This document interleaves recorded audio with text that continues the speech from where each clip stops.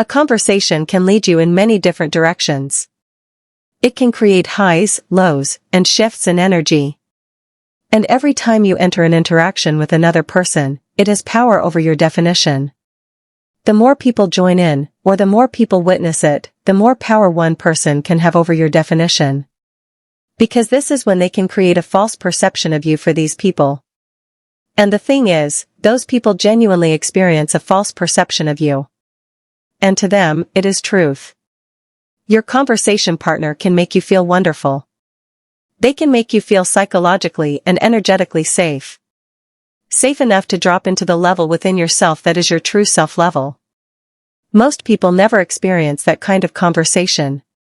And when they do, they feel as if they've just had a profound experience, as if they were taken into a different dimension. That moment of connection with who they are within is deeply healing. Even if it lasts only a few seconds. It gives a glimpse into the paradise that every person carries inside. But sadly, there is also another type of conversational journey. An energetic journey you are taken on every single day. It is the journey into a narcissistic world. Or, most likely, just the maintenance of the ties that keep you in that world. When you start talking to an N person, their main aim is to trap you. Or to keep you trapped in a definition of yourself that is hurtful and harmful to you. This trick is subtle. It flows. You don't notice the actual mechanism most of the time because it feels like a conversation is simply flowing. The other person seems to just be sharing their interpretation of the world and events. Which, of course, they are allowed to do, because this is what a conversation is about. And yet, the interaction with an N person always carries one of two aims. Either to make you react and trap you into a cage of their definition of you. Or, if they cannot trap you, to covertly push you out of their N system, so you cannot damage it. If you are difficult to control and do not play by their rules, you are a danger to them. It does not matter who they are, parent, partner, sibling, child, friend, coworker, or boss. The same N consciousness is running them, and it directs what they do. Most of the time, they have no conscious knowledge of this.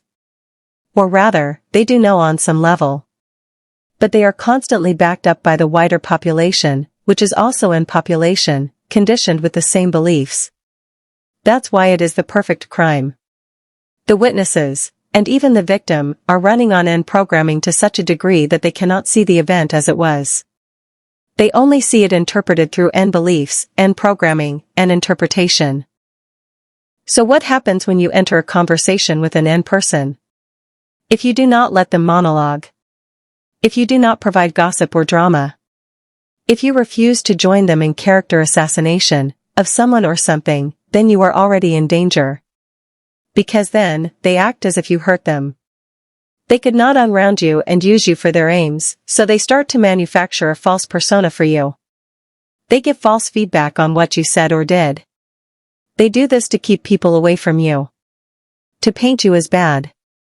If you do not let them monologue about themselves, and you try to make the conversation equal, they act as if you are trying to belittle them. Their face becomes sad. They act as if you want to be better than them. More important than them. Higher than them. Even if what you said was casual, simple, much less than what they would say.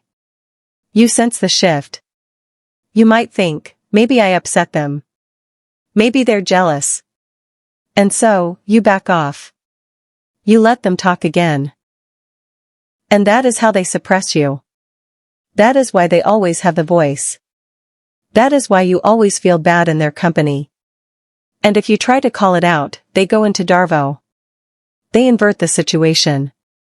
They say you control them. That they cannot speak freely around you. That you silence them. You cannot win.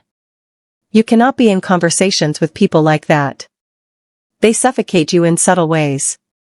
And if others are present, it is even worse. Because everyone immediately senses the hurt of the N person.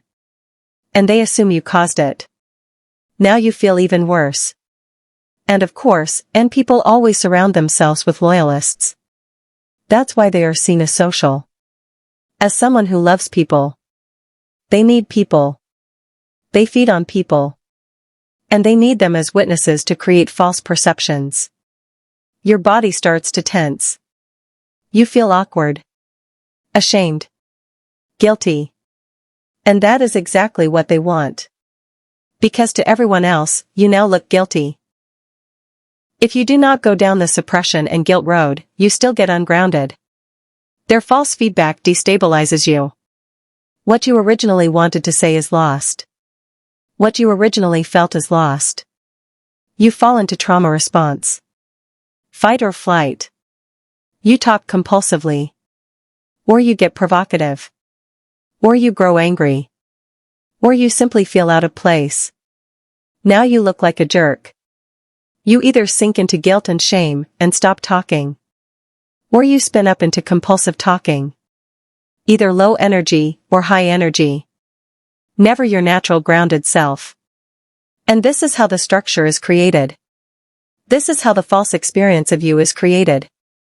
And that is how you begin to experience yourself too. So of course, you blame yourself.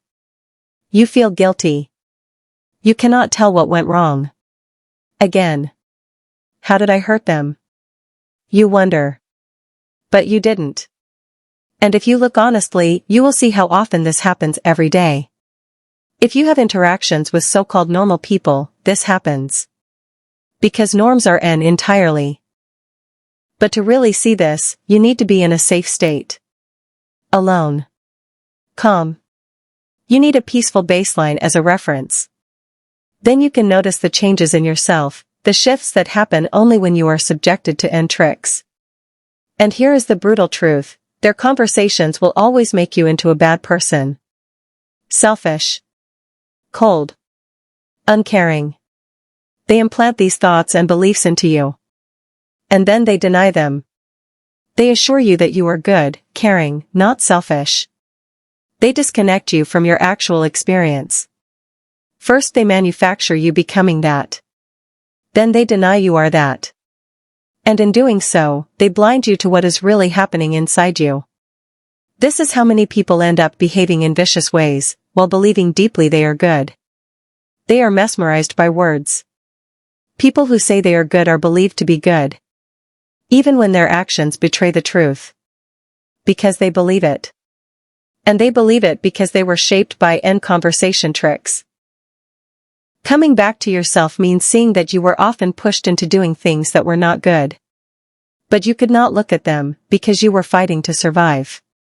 Only once you see this and heal it, can you return to your original truth. The truth that you were good in the first place. Twisted as hell. That's how unconsciousness plays with truth. Showing it, but in scattered, inverted, delayed ways. Making it almost impossible to put the pieces back together. And yet, you can. By being aware. Watch for the hurt face. Watch for your reaction. Because your empathy is being used against you. Unconsciousness plays hurt through the avatar in front of you. To stop you. To silence you. Because you speak from the place it cannot control. The game is always the same. Trick you into self-attack. Self-blame. Trap you in division and suppression. Turn you into an person against yourself. It weakens you. It extracts energy from you through guilt and shame. And if others witness it, their looks and words swarm you as well. But here is the point, you never actually hurt that person. You hurt what controls them. And what controls them punished you for it. The person may not even realize what they are doing. But they are backed up by others who are also tricked into the game. And there is no winning here. You cannot win an conversation. Just as you cannot win any interaction with an person. The only way is not to step into the trap. Not to let your being be planted with division. Not to get caged in false definitions. Because over time, those definitions become who you are. That is why people must leave people. Because otherwise, they will be destroyed. Fed on. Provoked. Painted as abusers. Slowly transformed into what they were told they were. Until they too become outlets. It is all trickery. Inversion. Distortion. But when you live in your human bubble, free from that world, these things do not happen. No false hurt. No false feedback. No constant fight to prove yourself good. Life feels good.